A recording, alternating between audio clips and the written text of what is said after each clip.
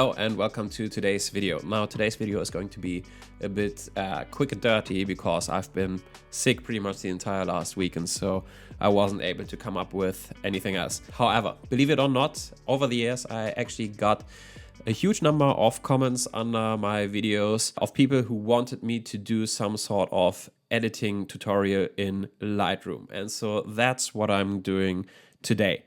Before I get into it though, let me clear up a few things. First of all, this is a tutorial that is very much directed at beginners who simply do not know their way around in Lightroom, or people who are just interested into my particular editing process, which is almost embarrassingly simple, which is why I haven't done one of these videos so far.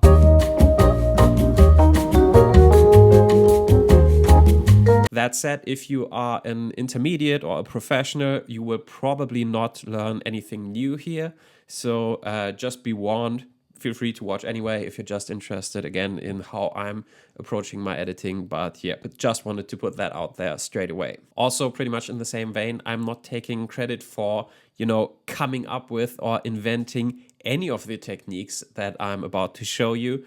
Most of it is pretty basic stuff, so just basic functionality. And the stuff that is a bit more advanced, I got from watching other people here on YouTube. And if I can remember who I learned this from, then I will credit them by mentioning their name in the video. So with that out of the way, let me just quickly talk you through my approach to editing photos and what my goal is, and then we'll just jump into a few examples, and then I just show you the 5 tips that I actually want to talk about. So my approach to editing photos is that I actually do not like editing photos all that much. It's pretty much the same as with doing sports. I usually dread it beforehand. I like to get in the zone when I'm doing sports or editing my photos, and I'm kind of happy with myself when I'm done, but I really just do it because I think it's necessary, and for the results I'm not editing just for the love of the game. And so this is why I have a fairly simple approach to editing. I want to get it done fast and efficiently and still come out with the results that I want to see. But on a more general level, my approach is to get things right when I'm out in the field. I really like the process of photography, not so much the editing, as I just said. And so I just want to use the editing process to fix the kinds of things that maybe went wrong either internally with the camera for whatever reasons, or that I might have messed up in regards to the settings or whatever, or maybe things that I just wasn't able to get right out on the field because of technical limitations, or because I didn't have like a bounce light with me because I was just on a casual stroll with my kid. And so that's the kind of thing that I do want to make up for when I'm editing my photos in Lightroom. So just some basic fixes, and obviously I also want to stylize my photos at least to a degree. However, that said, for the most part, I actually like to maintain the overall character that any sensor in regards to the color science and also the colors that I get from my lenses. I like to keep that intact, and I don't like to edit my photos in a way so that they look unrealistic or surreal or something like that. What I really want to go for usually is some kind of enhanced nostalgic version of reality. That's at least the goal here. So pretty much a mix of film style looks and a slight exaggeration in everything, and give it a dreamy yet detailed appearance overall. I'm not trying to hide reality. I'm not doing any retouching, removing anything excessively or whatever. I'm not usually cropping into my images excessively. None of that, but with all of that out of the way, let's get into the 5 tips of how I actually edit my photos. And let's start with something that's actually more related to how I shoot my photos. And this is particularly true since I've been using the Leica Q2 here, because with the Leica Q2, if you just expose for whatever you will get blown out highlights. And I do not like that. And so I've gotten used to underexposing my shots or metering for the highlights, which in reality means that all of my shots will, as a starting point, be completely underexposed. But that is by design, so to speak. So when I'm out shooting, I usually use just aperture priority, but even when I'm using manual mode, for the most part, I will still rely on camera metering and just use auto ISO. It's really rare that I also choose to go for some specific ISO value. And so for the most part, again, I'm relying on metering. And for the internal camera metering, I always select highlight weighted metering. So pretty much the first thing that I do when I start editing any photo in Lightroom is just to raise the overall exposure, usually by about a stop at least, sometimes 2 stops. It's a bit of a different thing when I'm shooting on my M11P, which just from the sensor, it has a lot more dynamic range than the Q2. And vastly different when I'm shooting on a Hasselblad, which offer just a bunch more dynamic range overall. So there's a difference in that. But yeah, again, usually I start from a slightly to very much underexposed shot and just raise the overall exposure to the point where I'm almost clipping the highlights. Now, sometimes if I have a particular subject, like maybe an object that I'm trying to take a photo of or a person that I'm taking a photo of, I will not raise the overall exposure too much, but instead use the masking tool and raise the exposure on that particular subject a bit more than for the surrounding areas. This can look a bit unrealistic if you overdo it, but on the other hand, it's a really nice tool to get some good light on your subject and really make it stand out and give it sort of that 3D pop that we all like, I assume. Now, the second thing that I always do,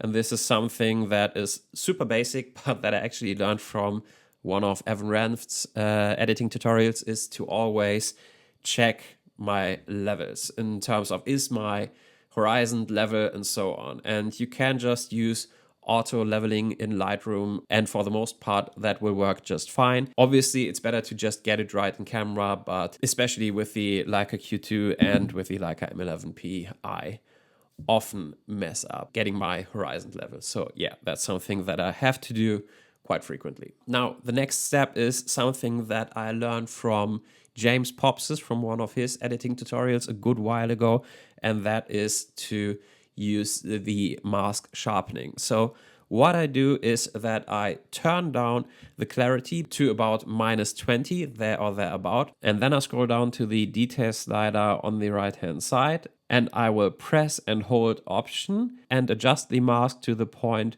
where only the fine details are lighting up on my image. And once I'm done with that, I just raise the amount of sharpening to usually somewhere around 70 ±5.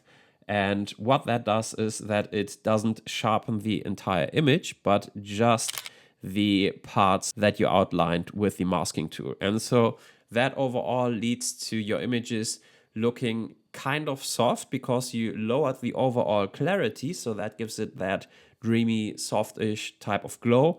But at the same time, all of the important edges that need to look sharp and detailed to give the image a still overall sharp look and the realistic type of sharpness, those are sharpened, and that really makes a huge difference. And so this has actually been a huge game changer, and I really think that this levels up your photos.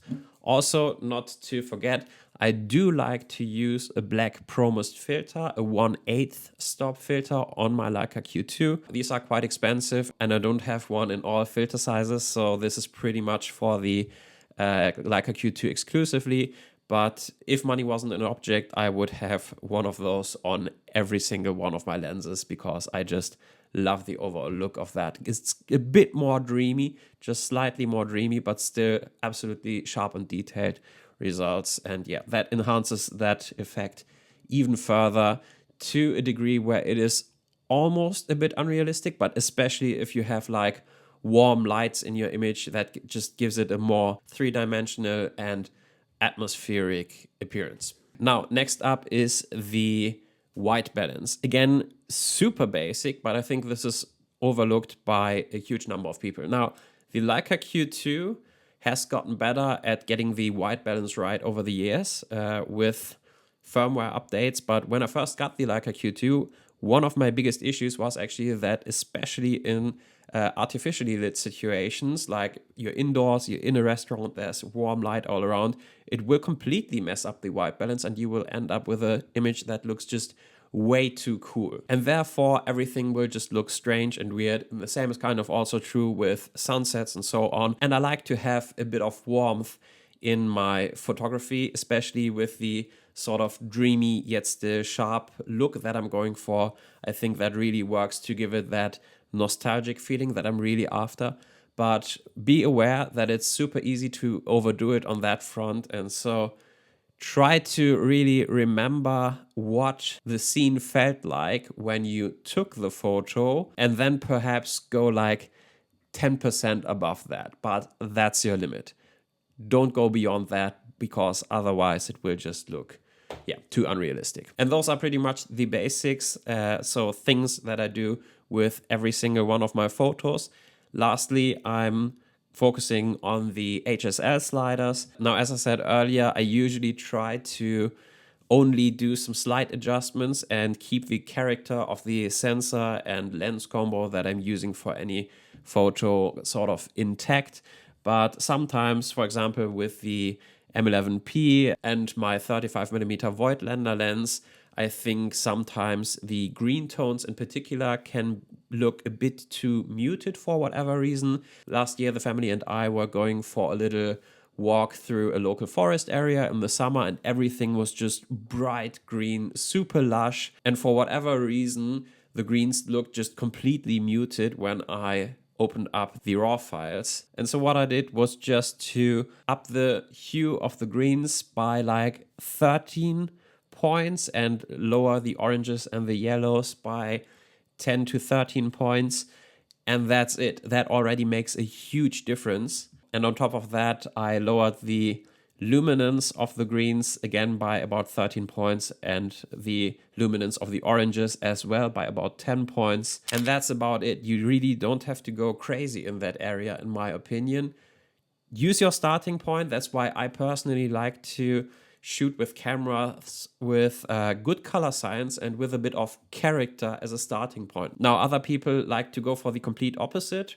James Popsis, for example, likes to have a very neutral starting point so that he can stylize the images in his very own unique way, and that is great. There's no judgment here, obviously. I admire his work, but for me personally, probably also because I don't like editing that much, I like to have a good starting point and just slightly enhance that to the point where I'm happy with the results. And then, and this is important, this is pretty much a bonus tip, even though it's not really that, make sure to use the same kinds of settings for the entire set. So if you're shooting for an entire afternoon or an evening in the same locations, I would recommend you to just get one image right and then copy your entire settings and paste them onto all of your other photos. And if anything, just do micro adjustments. Because, well, me personally, if I look back at the photos that I took on, I don't know, one particular evening, and I scroll through the photos and I get a different type of white balance and oranges and greens and stuff in all of the photos, that just makes it feel off to me. And so what I want personally is to have just a look that is applied to one set of images, and I'm done. And if I really like that look, I will just save it as a preset so that I have that as a starting point for my next editing session. And bada bing, bada boom, I'm done with editing like 100 photos or so. And that's pretty quick and dirty approach in my opinion. I hope this was helpful to you. Or at least interesting to some degree. If it wasn't, sorry about that. We will be back to our regularly scheduled program probably next week. Until then, take good care. See ya. Bye.